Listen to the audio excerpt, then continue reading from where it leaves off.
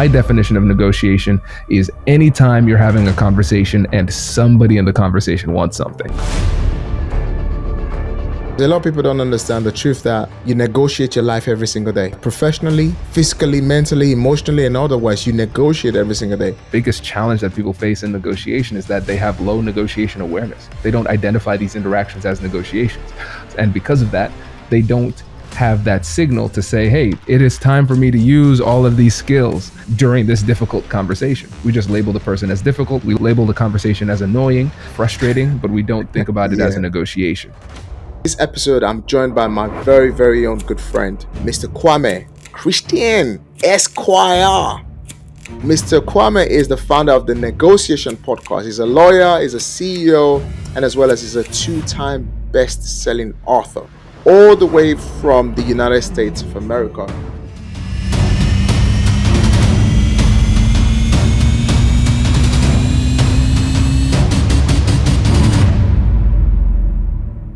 My brother, it's good to have you here. How's it going? It is great. I appreciate the invite, my friend. Yes. So, all the way from the United States of America, you're not the first, but you're not the last. And a lot of time, people always ask me, a lot of our audiences have always asked me, why are you so interested in bringing people from the United States to the podcast? And the reason why I do that is because in the US, you guys, the way you see marketing, the way you see business, the way you do things is always in the multi-millions, and unlike in the UK, it isn't. We're very, very conservative to build. We're very conservative to build, and we're very conservative to start. So one of the reasons why I bring people like you here is to just kind of help the audience here in the UK explode their mindset in how you've taken your businesses from nothing to somewhere, and how the journey has always also become as well. So what I want to do very quickly is I want you to basically lay the foundations based on how you started. You didn't just start becoming Amazon best-selling author, or your podcast got over 2 million downloads. You're a very successful lawyer, over 105,000 followers on LinkedIn, and you've built a massive business, a massive brand. People know who you are. So let's take it one step at a time. Tell us about who you are and how did this all begin for you? This episode of the Wealth and Business Podcast is brought to you by our sponsor and our partner, Adrian Benjamin. Adrian is a wealth protection advisor who helps business owners, property investors to financially protect themselves, their family, and their businesses. Adrian will make sure that if the worst was to happen to you or your family, you will be able to financially survive. For more information, to know more how Adrian can help you protect your wealth, your families from the worst when it does happen, follow the link on the show notes and you will have access to his social media, a calendar link to help book a consultation call where he can actually see where you are in your wealth protection. Man, that's a great question. It is a great question. And when I think about it, we have to go back to the roots, because I'm like you. My family's from a different country. So my family's originally from the Caribbean. My dad is from a small island called Dominica. My mom is from Guyana. They immigrated to the US to further their education. And that's where me and my brother, that's where we came from. So seeing their journey of education and entrepreneurship and building their own thing and starting from scratch in a brand new country, it was really inspirational and motivational for me. And so I wanted to follow in their footsteps, educate myself, and have a successful career. And so we can't overlook that foundation, because my parents were always there pushing me to try to get better. For me, growing up in America, I remember I was very different from the people who were around me. I was racially different. I was ethnically different. I had an accent at the time, a Caribbean accent, and it was hard to fit in. And so for me, after I learned how to stand up for myself, have difficult conversations through learning about negotiation, that's what led me to say, listen, I want to spread this message across the world as far and wide as possible. And that's what drove me to create the American Negotiation Institute. Wow, American Negotiation Institute. Now, what is the American Negotiation Institute in the first? I mean, we're going to talk about your career as a lawyer as well, but what is the Negotiation Institute? Yeah, so it's a negotiation consultancy. So we focus on training and development in the space of negotiation and conflict resolution. So essentially, any difficult conversation you're having, and so we have a lot of clients like Apple, NASA, Target, big name companies and organizations that turn to us for their training needs. We also have the podcast. Thankfully, it's the number one negotiation podcast in the world with listeners in 180 different countries and over 10 million downloads now, which is really cool. So we're 7 days a week, and we're on the LinkedIn Podcast Network. So we're one of their podcasts there too, and writing for Forbes and posting on LinkedIn every single day. You know, that's what got me to the 105,000 followers on LinkedIn. It's just about being generous. And for us, the way that I think about this is that the money that we make from our corporate clients and through the podcast and things like that, that's what allows us to be so generous. We want to be able to provide the world with the most free negotiation content as possible. So the business side, the revenue side is what fuels that generosity. Interestingly, you say negotiation podcast and negotiation training. To my mind, when we talk about negotiation, negotiation to me means it has a lot of definitions. Negotiation to me is conviction. Conviction in the sense that if someone is basically, has got some money and they don't know what to do with it, and probably, or they actually know what to do with, but they're not too sure. I'm able to negotiate with them to the reason why they need to invest that money with me. Or for example, someone is looking to sell something to me at £100,000, for example, in my own understanding, would be, for example, I'm like, okay, now I'm going to pay you 100 and, so I'm going to pay you about £80,000 rather than paying you £100,000. So negotiation comes in different forms. So what is your clear definition of negotiation? Hence, you train this, you talk about it all the time. And I was also fortunate to have been interviewed on your podcast about negotiation. I want to know, what does negotiation mean to you? Yeah, man. Great question. And for the folks who are listening to this podcast, Daniel was amazing on the show. Really, you were great. And so I'm pumped to share that episode. And I'm glad you asked this question, Daniel, because this is the question I start off with all of my trainings. I ask that question, what is negotiation? And it's really fascinating to see all the different answers.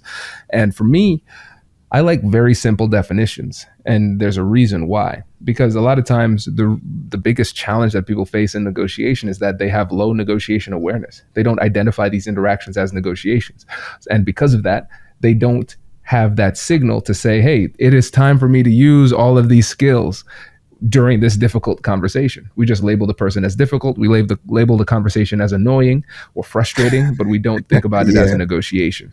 So my definition of negotiation is anytime you're having a conversation and somebody in the conversation wants something.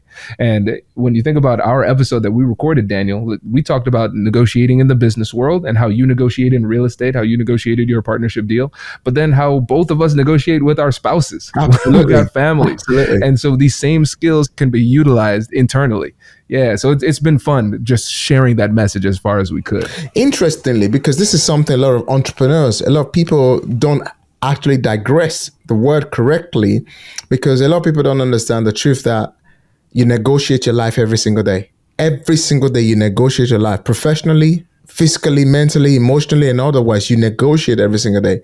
And I remember when we had that conversation on your episode and your podcast, and we literally related it to all the angles, how we can use this great tool, this great skill, all right, to basically transform our business. I mean, you're a lawyer as well. So I'm sure when you, from time to time, maybe represent your clients in a courtroom, you're also negotiating with the judge to either accept that the case you're trying to present is the real deal, or maybe if there was to be like a fine, you're also negotiating for the fine to be dropped, to be reduced. And that, there is so many different angles.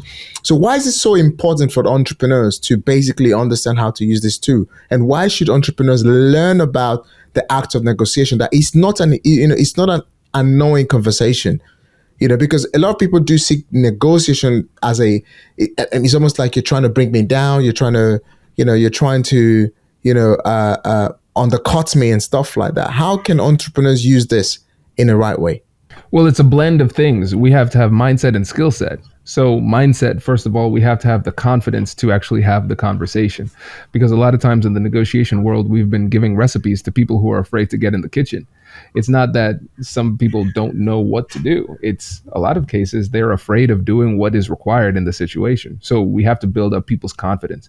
We also have to build up their belief in the fact that their actions can have an impact on the outcomes. So you actually have to believe that, number one, you have the skills to get it done. And number two, believe that it's worthwhile. There's an ROI on this. There's a value in having these conversations. So we have to develop that mindset first. And then the skill set, we have to understand what it takes to become a better negotiator. And if you want to be a better negotiator, you just need three things. And then we'll build upon those three things. But you just need three core things. First, you need to be able to manage the emotions in the room, both your own emotions and the emotions of the other side. Second, you need to be able to ask better questions, more insightful questions to gather more information. And then once the person responds to your questions, you need to, third, be a better listener. Actually listen and understand what the other person's saying, empathize with them. And by doing this, you're gathering the information that you need to build the relationship and potentially build a solution as well. But if you just have those core three things, that'll start moving you forward in your difficult conversations. Interestingly, you spoke about three very interesting points there. You know, being able to listen, being able to ask the right question. But I'm going to ponder a lot on the emotional element of it. Because from time to time, I'm in the business world all my life. I think I've communicated more with business people and entrepreneurs and rather than probably professional people. So, and I've seen the different mindset between professional people and business people when it comes to managing emotions correctly. Because I always say this as entrepreneur, it's almost like I may be wrong on this, I may be right on this, but this is my own opinion. My own opinion is when it comes to being an entrepreneur, when it comes being a business person, you almost have to literally pack up your emotion and keep it somewhere and don't bring it into your business space. Because if you're somebody that has emotional breakdowns and you have emotional flip, you're going to end up being damaged heavily in business because people are going to let you down. People are going to lift you up. So if you don't manage your emotions correctly at every given point in time, when somebody then want to negotiate with you, all right, because you don't have the ability to manage your emotion, you can end up being a place where at every single point in time, you could be offended or you could be like, oh no, I don't want to do business with people. Now, the whole essence of being an entrepreneur or business person in the first place is to make money, right? So how can entrepreneurs basically manage their emotions when it is negotiation time, when he's having that conversation in the room, and being a good listener and as well as, being a good communicator? How can entrepreneurs utilize this really well? Well, first of all, we have to recognize that emotion management is both a choice and a skill. So, what I mean by that is that we have A to choice and a choose to skill. do Wow. it. And the only reason we're going to choose to do it. Yeah. So we choose to do it because there is some return on investment. I recognize that there's a greater Yeah. purpose, there's a greater value. So I'm going to value the outcome that I have in mind over how I'm feeling in the moment. And then the skill set, you have to figure out a methodology for actually managing your emotions. So what is that? That I teach a lot is the compassionate curiosity framework. You can utilize it for external negotiations with the other person, but the exact same framework can be used internally as a tool of emotional regulation. So the three steps are all the same: acknowledge and validate emotions, get curious with compassion, and then utilize joint problem solving. Just three steps. And so when you're negotiating with yourself, you're going to acknowledge and validate your own emotions. What am I feeling? What are the emotions that I'm feeling? Usually, or oftentimes, it's more than one thing. So I'm not just going to say I'm angry. For example, anger is a secondary emotion, not a primary emotion. But I might be angry because I'm disappointed. So I'm frustrated. I feel betrayed. Those type of things. So I actually want to list those out because psychologically, once you list out those emotions, it starts to calm you down. So then you get curious with self-directed compassion. What is it that's making me feel this way? Why do I feel this way? Well, the person went against what they said. They betrayed me. I thought they had my back. So I'm disappointed. And I'm disappointed in myself for allowing somebody to take advantage of me, for example, right? So I'm actually listing these things out. I'm thinking through it. All right. So reconciling the differences between my heart and mind. That's what joint problem solving looks like in the third step. So what would make me feel better emotionally, and then what should I actually do or say? And now Daniel, it might seem like laborious or time consuming to do this, but you can do this in the middle of a conversation by just practicing to do it faster. And so I can do this in 5 seconds, 7 seconds. I can go through this in my mind. And in the middle of the conversation, what it might look like is I might be negotiating with you and I might start to feel those emotions bubbling up. And so what I'd say is, hey, Daniel, can you give me a second? I want to take some notes. You've said some really important things, and I want to make sure that I don't miss Yes. it. So I'll take 10 seconds to write down something in silence. And then once I recognize that I've calmed myself down, then I'll come back to the conversation with an open-ended question and go right back into the flow. So in a world where in a world where having conversation about negotiation is so difficult. So because no word of a lie, negotiating sometimes with people, it's almost like a very difficult situation. It's almost like that person want this and you want that, and and you're like, oh, I'm gonna, and I just completely get it. So just taking a pause there and say, okay, actually, let me quickly just take a note, and then I'll come back to you with a question. You're learning to take control of your emotion and calm yourself down, take a breather, and respond rather than react. And Exactly. responding is a skill that I personally had to learn for, over the last 4 or 5 years. Rather than reacting to people, I learned to respond to people so that I end up not being seen to be rude or to be disrespected and otherwise. And I just love how you really break that down. Take a breather and just distract a little bit, note it down so you can now come up so you don't feel offended in managing that information. I really, really love that. Thank you. Wow. Yeah, and it's important to recognize that, again, this isn't intuitive. We aren't born with this knowledge. It's funny, we all have brains, but we are often unsure of how it works and how to control what the brain does. And the reality is that there's an approach, there's a methodology, there are these tools that we can use, but if you don't know them, then you can't use them. But if we start to think about not only negotiation as a skill set, but also emotional regulation as a skill set, then we can say, all right, if this is a skill, that means with practice I can get better. And so now I start looking for these opportunities. For me, I've got 2 kids.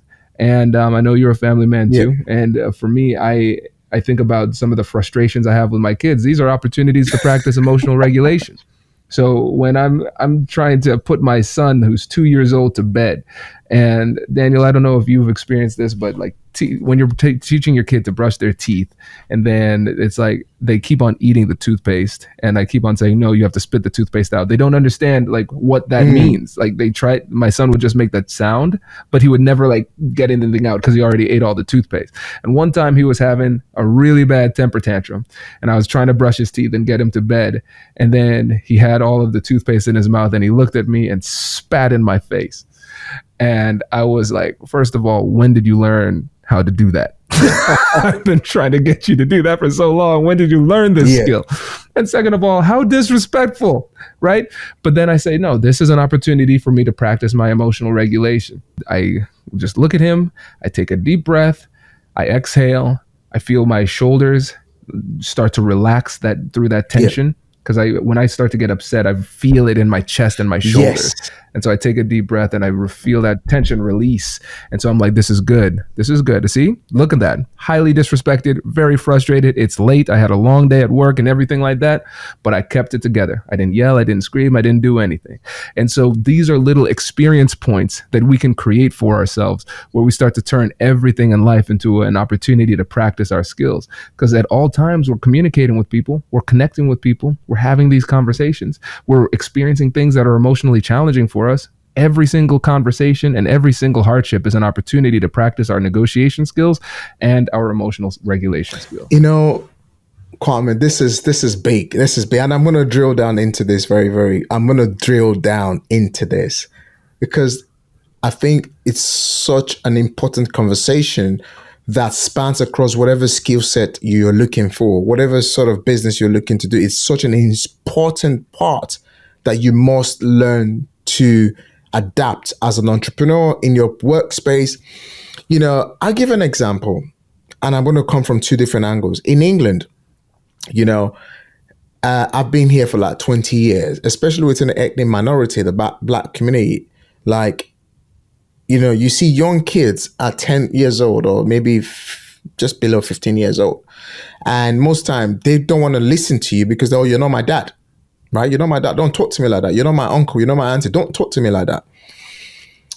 And this is so, has been so deep rooted that somehow when you see a lot of people out there, it's almost like at every given point in time, people are so angry when they're responding to you because at every given point in time, people feel disrespected.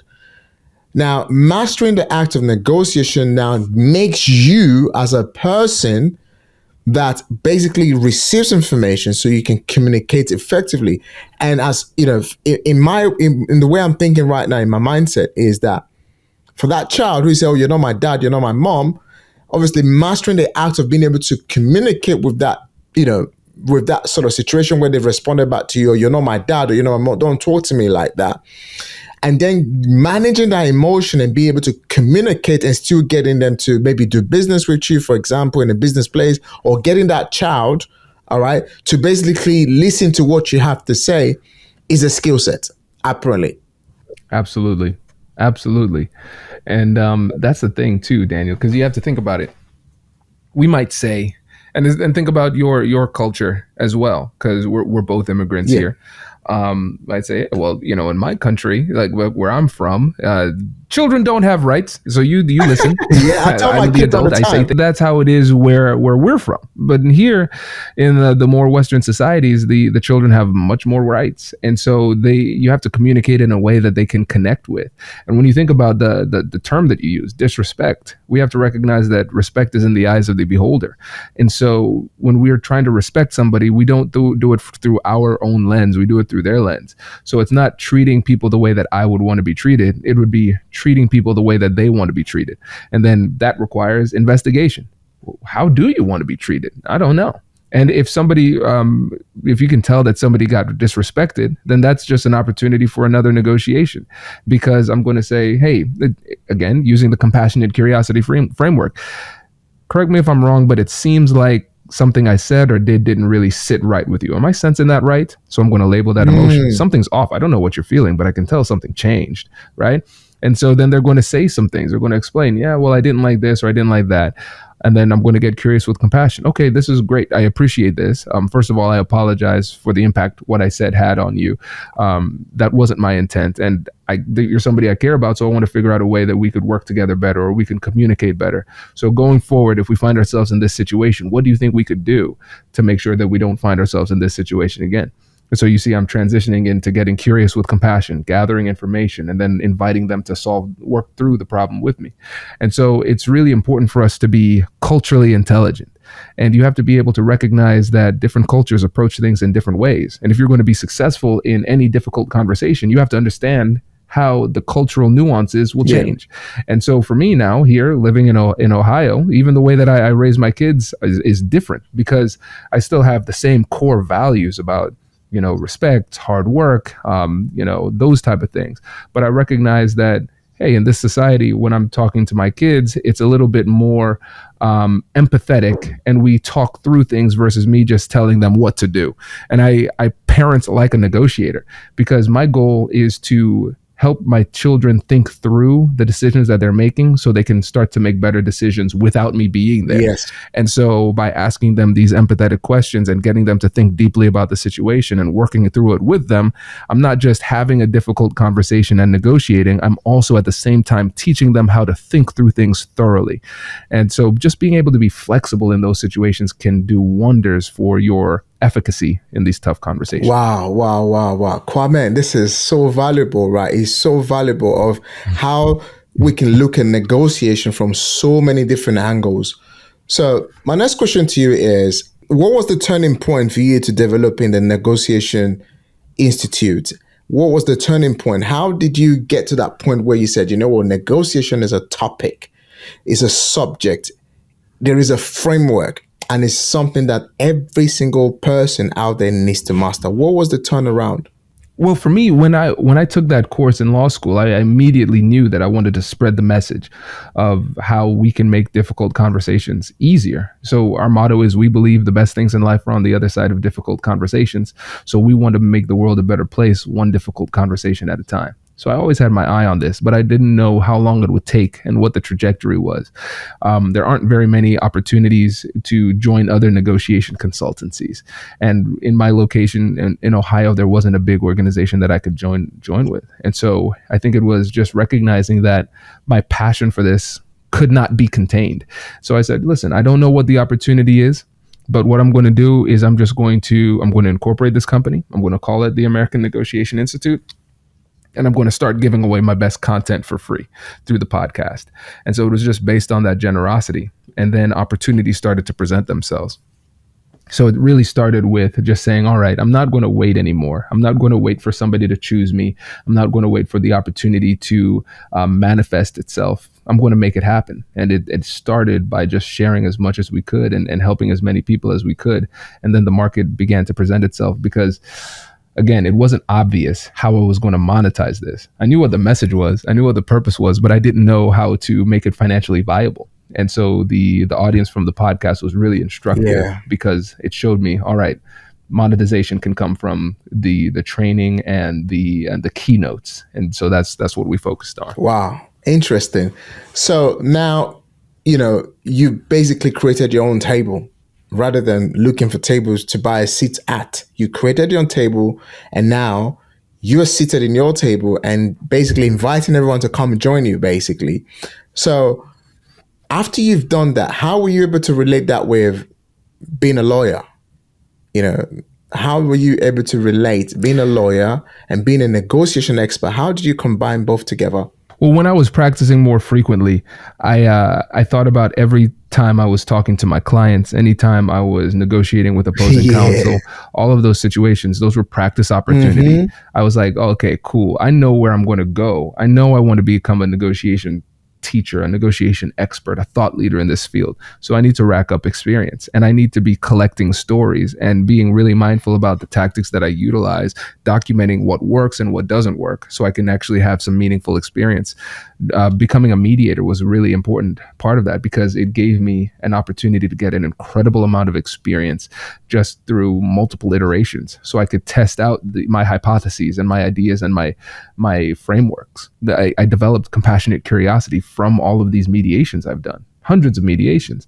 So I could see, all right, when I was on my game, what were the things that I did well consistently? What was the flow? How can I communicate that to other people?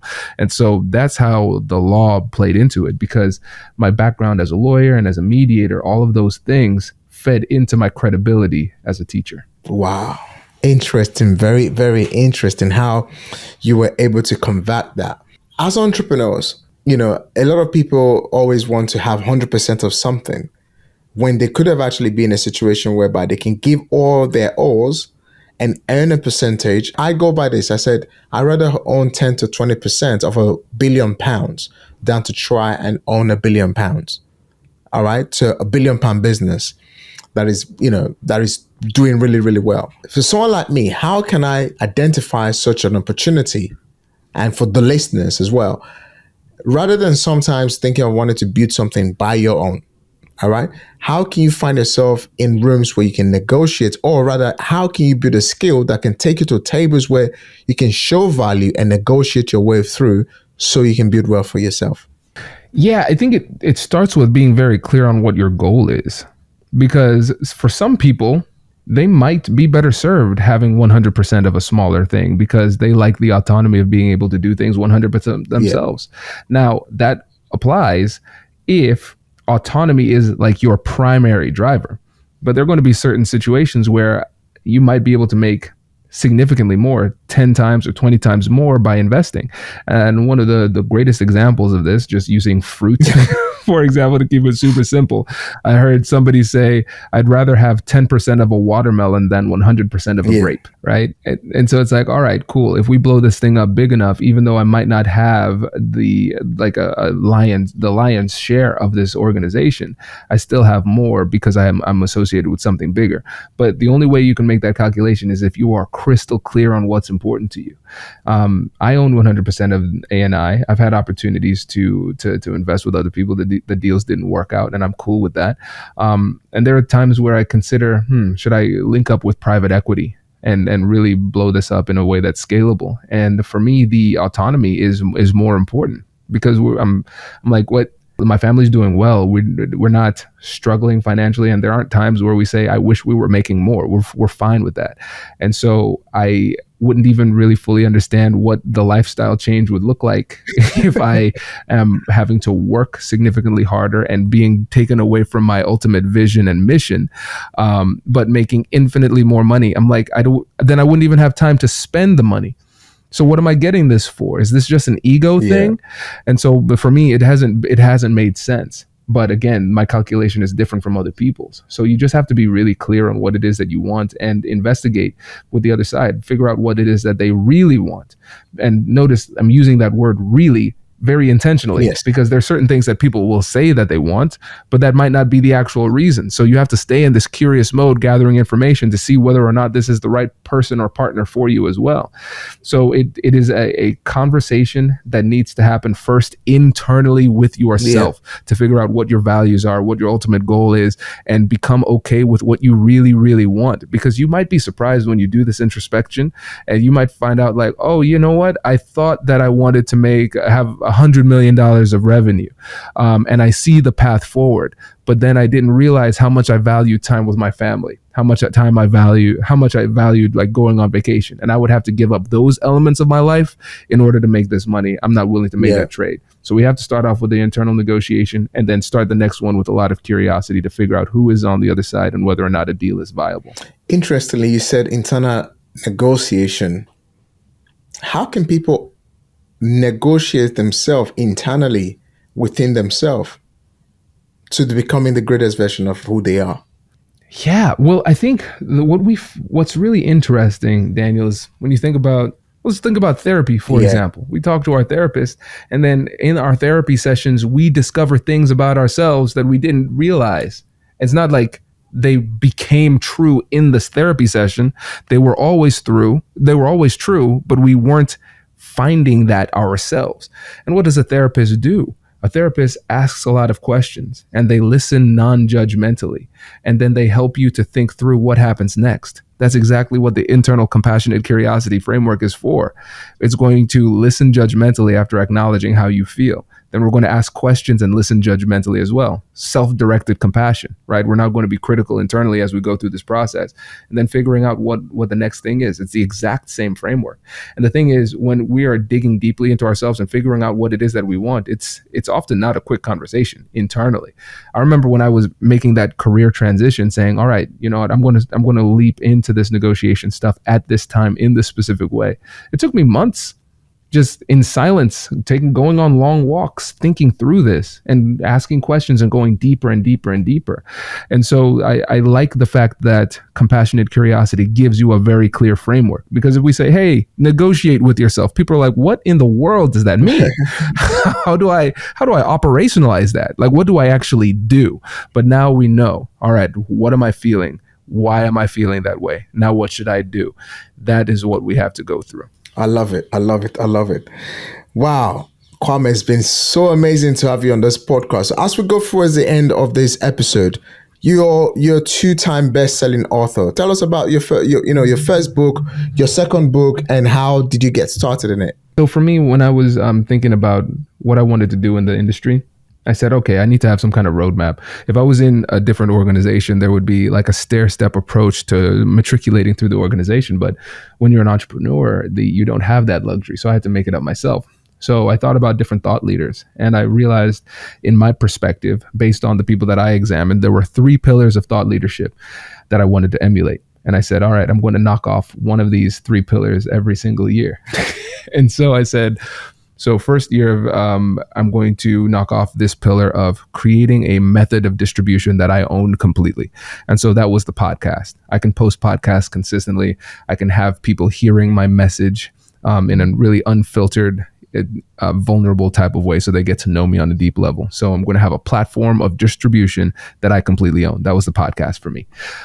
Then year 2, what do they have? they have a big publicly recorded presentation. And so I didn't have that at the time. And so that's why I got the TED Talk. So year one was starting the podcast, and then year two was doing the TED Talk. And then it leads us to the third thing, the third pillar of thought leadership, which is being an author. They all have a book.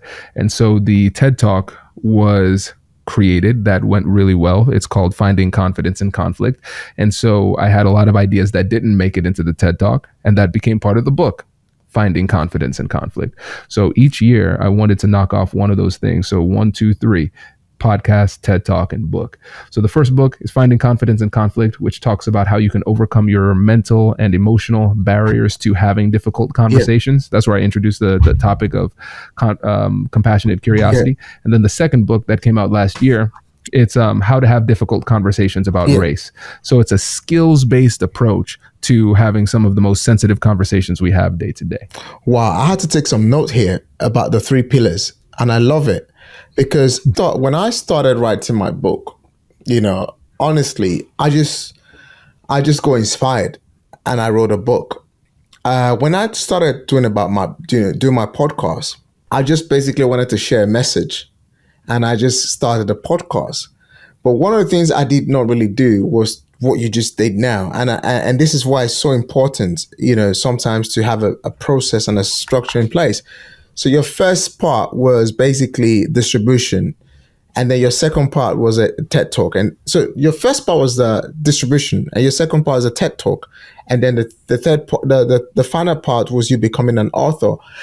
And did you basically achieve that on a yearly basis? Because what I did, I just started it.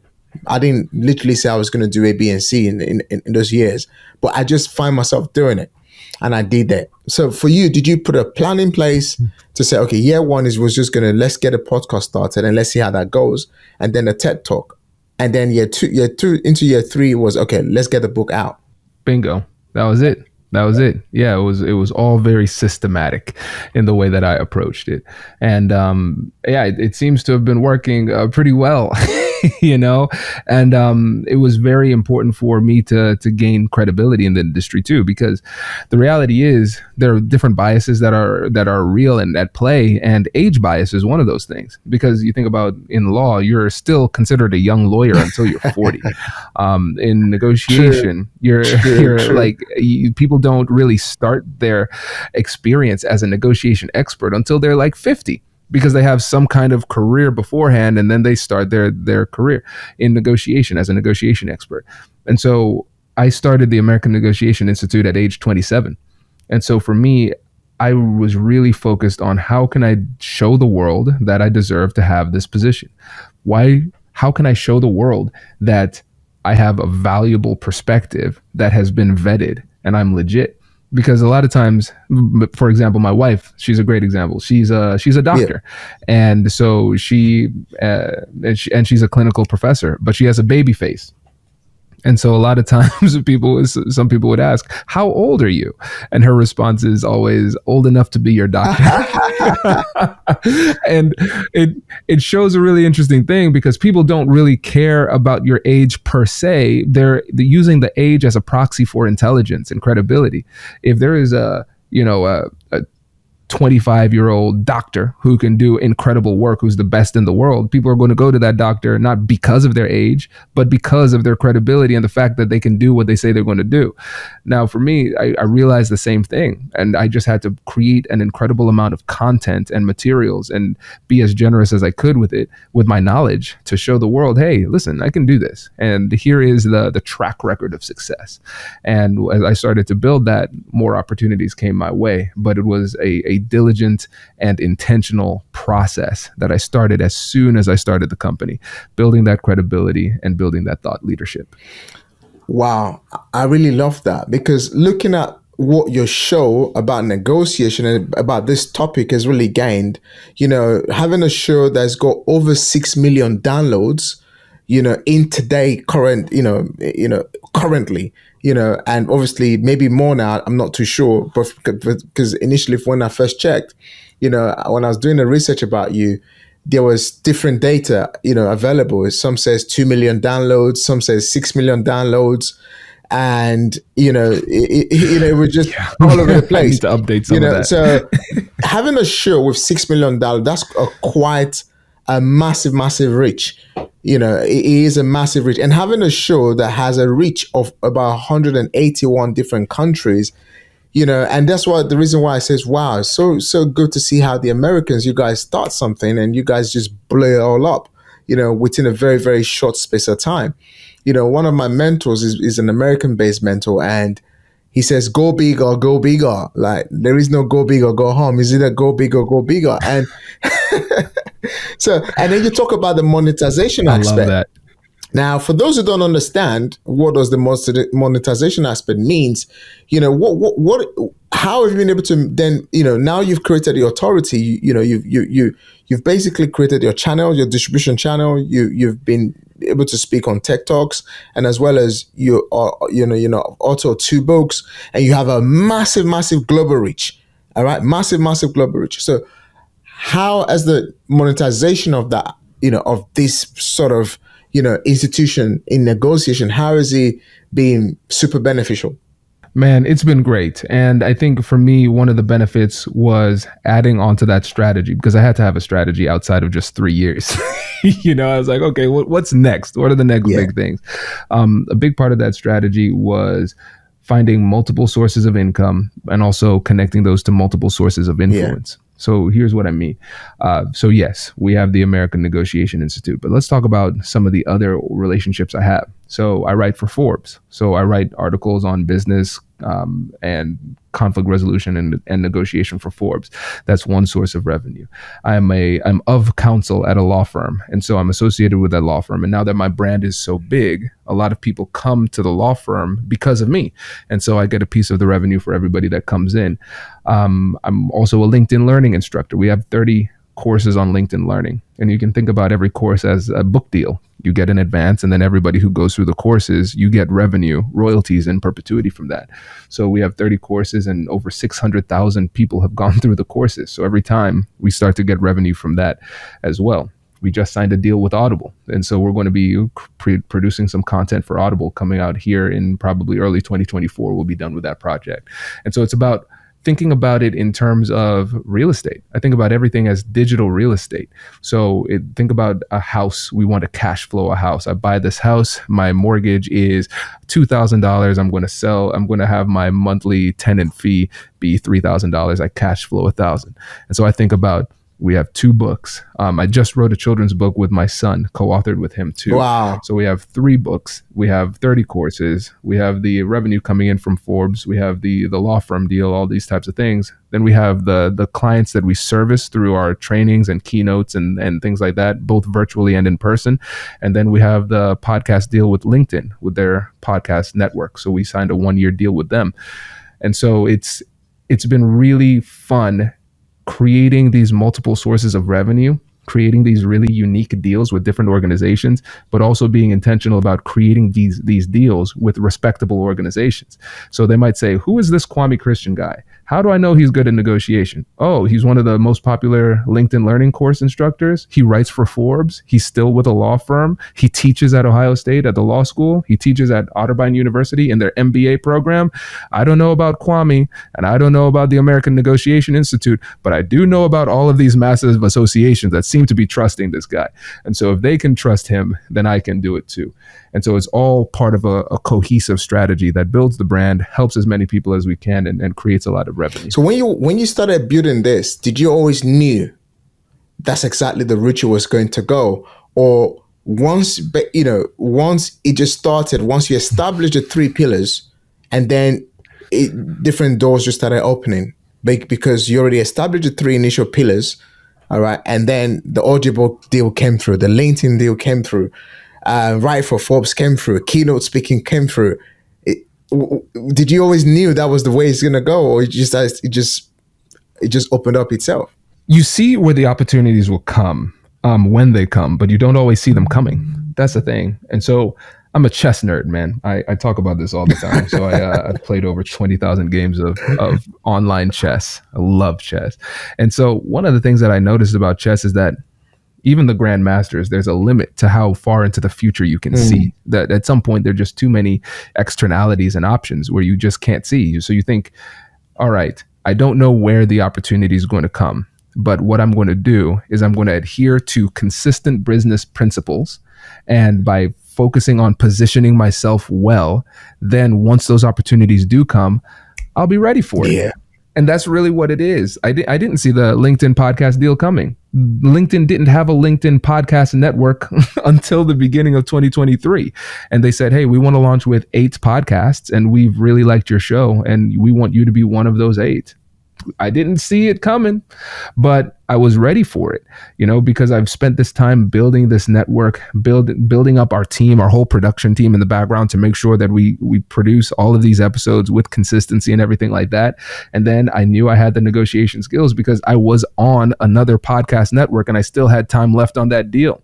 And so I had to negotiate out of that deal in order to negotiate to get into LinkedIn's deal, but right place, right time, and with the right preparation. So I had all the skills I needed and I had the business apparatus created so I could take advantage of this opportunity. And I think a lot of times we get so focused on doing things in a specific way. No, at this time I'm going to be doing this. At this time I'm going to be doing that. This time I'm going to be doing this. Dude, right now I don't plan business beyond 6 months. I can't. And every time I try to, my prediction on what the future is going to be is so incredibly wrong. But I say, all right, these are the business principles. I'm going to focus on 2 things, reach and revenue. My reach, how many people can I touch week to week? So I try to, I pay attention to the statistics. So we have about 450,000 downloads of the podcast every month. We have probably about between 80,000 and 100,000 impressions on average per week on LinkedIn posts because of the frequency of posting, and those type of markers. So I'm going to be making decisions that increase our reach. So the next big thing we're doing right now is we are going to be focusing on YouTube. We have hundreds of podcast episodes recorded and we have video, but we haven't done anything with those videos. So now we're going to be replicating the success we've had on the podcast on YouTube because it increases the reach. And so by being really mindful about what are the principles of business that consistently give you returns and making decisions that move you closer to those directions, as long as you're well positioned and you have the skills, when those opportunities come up, you might be surprised, but you'll be able to take advantage of those opportunities. You know what? You've just given me so much in here. Like you're just talking that obviously I'm seeing myself because that's what I'm already doing as well. Because right now, I mean, I've just got, my Instagram is one of my biggest reach at the moment, and my reach on Instagram, I'm reaching about 300,000 people a day. One of my, Nice. about 300,000 people a day, and it's insane. Like, and not everybody wants to buy, not everybody wants to pay you yet. But one of the things that's happening is people are basically learning and hearing, and that is what you said about basically creating your own distribution channel. Now, a lot of people don't understand by being on Instagram is not just by the sake of it, but it's a distribution channel that you're creating now. And that creation of that distribution channel allows you to in a long time to basically get the monetization, because a lot of people do think, okay, I'm going to start the podcast. I'm going to go and share my message. I'm going to do this. I'm going to do that. And that's going to happen overnight. No, it doesn't.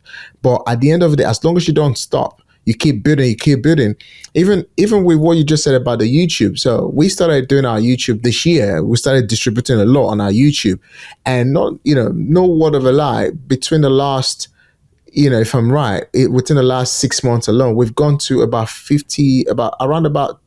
between 48 to 50,000, views already. And this is all organic, and the beauty about this is that when you're building this distribution channel, what you're doing is that you're creating your own marketing and advertising platform that allows people to buy into the correctness of what you're saying. And also people will disagree with what your principles are and what what your thoughts are. Just basically you talking about the distribution channel, just like, wow, I see what you've been doing and I see how you've done it. And it just makes like, oh, wow, definitely The way forward is creating your own distribution channel in your message, because with that, people then come to you. And I say this all the time. It's almost like becoming the honey and the bees come to you because you have the channel, you control everything as well. So Kwame, massive, massive value you gave to me right there. I really appreciate it. Not just me, for the listener of this podcast. My pleasure, man. I'm glad you appreciate it. And these are things that took me a while to figure out. So again, generosity is one of my core principles. So I want to share it as much as we can. And I just appreciate you asking so many great questions and allowing me to have the opportunity to share it with your audience. Absolutely, absolutely. So Kwame, are you looking to do something in the UK soon? And if you're looking to do something in the UK, basically coming down, because in a year from now, I want to bring people from all over the globe, especially to the UK, and obviously do a lot of things in Nigeria as well. Because right now, Nigeria is a country I'm so passionate about. That's my home country. And it's a country of almost 300 million people. But obviously, on the books, we know we're about over 250 million people. That's a massive, massive market. And people needs to be aware and hear this sort of information. Yeah, the West might be so, developed already. In the nearest future, would you think that you would want to come to the UK to share this message in person, basically giving people structure, system on how to become a negotiation expert, on how to join you in what you do, and as well as taking these all the way to across Africa. Africa needs to hear this, because Africans, we're naturally people that wants to do well, want business, we want to become the greatest versions of ourselves, but mastering these core principles of what you shared about negotiation and also owning your own distribution channels and setting the appropriate pillars in places so you can go and be the authority that you want to be. So is that something you'll be looking to do in the near future? So the answer is hell yeah. That's my diplomatic response. So yeah, for sure. And saying a year from now is perfect because I'm a big time tennis fan and I want to go to Wimbledon. So let's make that happen. I'm down for that. I'll be in Australia later in January. So I want to do more international trips. So that's a yes. And something I this is my fault for not telling you this. So our head of corporate social responsibility, Oluwaseun, she is in Abuja. And so she has an NGO called Peace Shapers.